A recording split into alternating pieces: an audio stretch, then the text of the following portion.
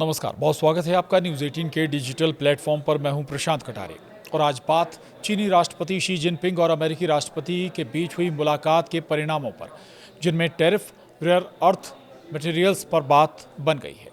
पहले संक्षेप में जान लीजिए। दरअसल दक्षिण कोरिया में शी जिनपिंग से मुलाकात के बाद अमेरिकी राष्ट्रपति डोनाल्ड ट्रंप ने एयरफोर्स वन में कहा कि ये अद्भुत बैठक रही। दोनों देशों के बीच टैरिफ घटाने, रेयर अर्थ मटेरियल विवाद सुलझाने और अमेरिकी सोयाबीन की खरीद पर सहमति बन गई है। ट्रंप अप्रैल में चीन यात्रा पर जाएंगे। अब चीन जहां अमेरिकी सोयाबीन भी खरीदेगा, तो ट्रंप ने बताया कि अमेरिका और चीन के बीच कई मसलों पर सहमति बन गई है। उन्होंने कहा वाशिंगटन और बीजिंग कई मुद्दों पर एक राय पर पहुंच चुके हैं। अमेरिका चीन पर लगाए गए टैरिफ को घटाने जा रहा है। ट्रंप ने यह भी बताया कि चीन ने अमेरिकी सोयाबीन की बड़े पैमाने पर खरीदारी शुरू करने पर का भरोसा दिया है। उन्होंने कहा कि मुझे ये सुनकर खुशी हुई कि चीन हमारे किसानों से बड़ी मात्रा में सोयाबीन खरीदेगा।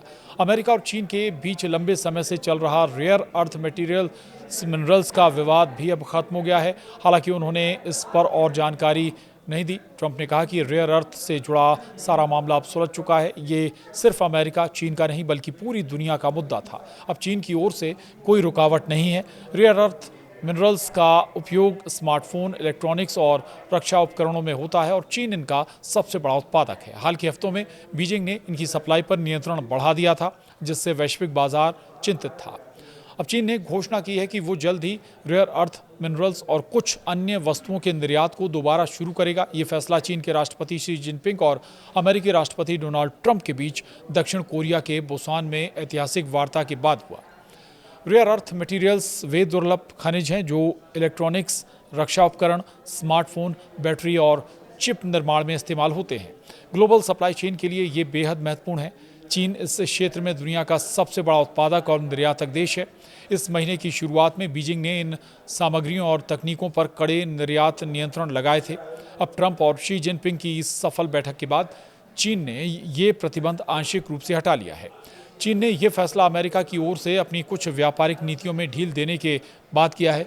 बीजिंग ने कहा कि वो अमेरिकी कदमों के जवाब में अपने काउंटर मेजर्स प्रतिशोधी उपायों में समान रूप से समायोजन करेगा।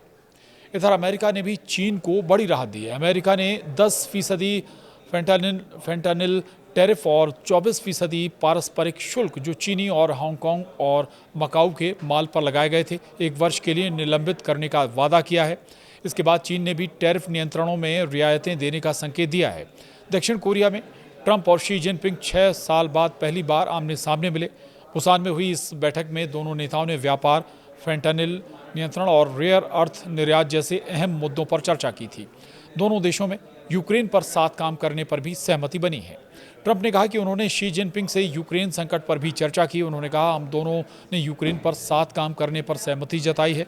हमें लगता है कि ये संघर्ष बहुत लंबा खिंच गया है, लेकिन अब हम मिलकर कोई रास्ता निकालेंगे और इसकी कोशिश करेंगे। हालांकि उन्होंने स्पष्ट किया कि ताइवान पर कोई चर्चा नहीं हुई।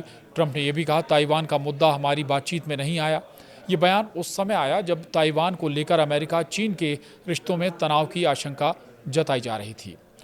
अब डोनाल्ड ट्रंप अप्रैल में चीन जाएंगे।